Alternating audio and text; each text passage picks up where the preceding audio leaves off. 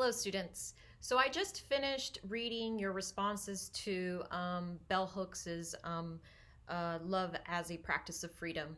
And I want to first of all commend you for the level of vulnerability and honesty that you presented. I saw all sorts of amazing things. I saw people telling their personal narrative or their story. I saw people talking about their virtues and uh, the types of things that inspire you and motivate you to keep going.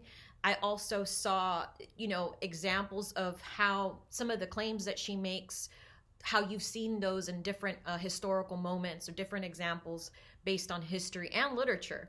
And I want to tell you that it's important that you think about every unit in this class and think about the virtues that we're discussing and align them up to yours. Think about if this is a virtue that you share, that you agree with, or think about how the particular virtue defines who you are and what inspires you and what motivates you.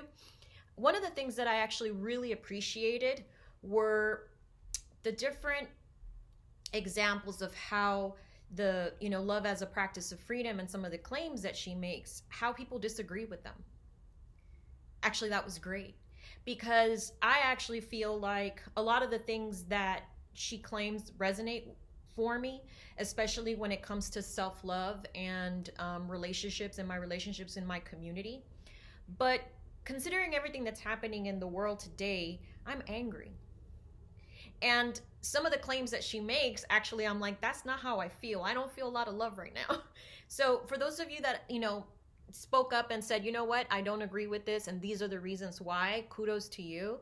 That's great. I encourage you to disagree if there's something that you don't like, but also keep in mind how, when you agree or when you disagree, how does that align with who you are and how you define yourself?